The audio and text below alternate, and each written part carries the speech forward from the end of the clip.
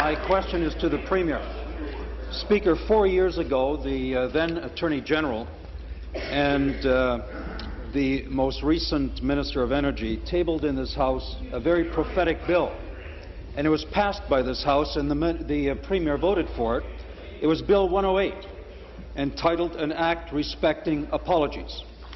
Apologies is defined in this Act as an expression of sympathy or regret, a statement that a person is sorry, or any other words or actions indicating contrition or commiseration.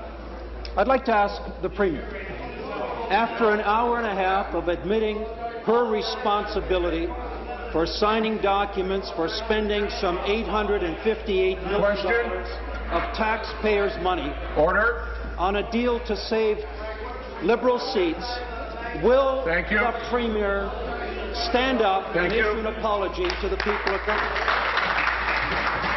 Thank you very much, Mr. Speaker. And if the member for Newmarket Aurora checks Hansard from yesterday and from this House, he will see that I have many times said that I regret, which is one of the words, one of the synonyms used to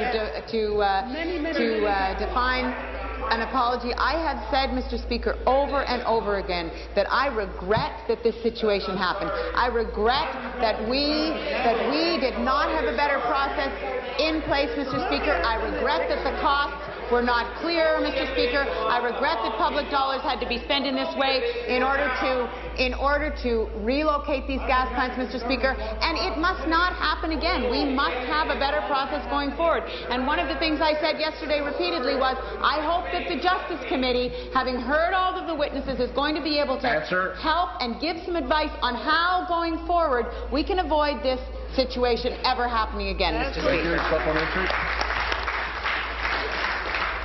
Speaker, $585 million was used to save Liberal seats.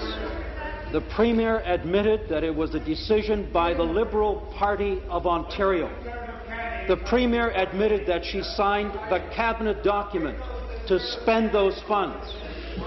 What we cannot, and what people in this province cannot understand, is why the Premier cannot stand in her place, reach deep down and say to the people of Ontario, I am sorry for what I did, for what our government did, and for what our party did.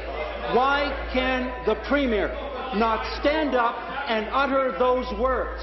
What is keeping her from making that apology to the people of Ontario? I ask the Premier one more time. Thank you. Stop the clock, please. Be seated, please. Be seated, please. Thank you. Premier. Mr. Speaker, I understand the passion that motivates the member opposite, Mr. Speaker. And I said yesterday, throughout the hour and a half that I was at the committee, Mr. Speaker, that I was as frustrated as they were, Mr. Speaker. We all agreed that... Stop the clock, please. Stop the clock. The Minister of the Environment is not helpful when he continues to heckle while the answer is being put. It's not helpful. Please.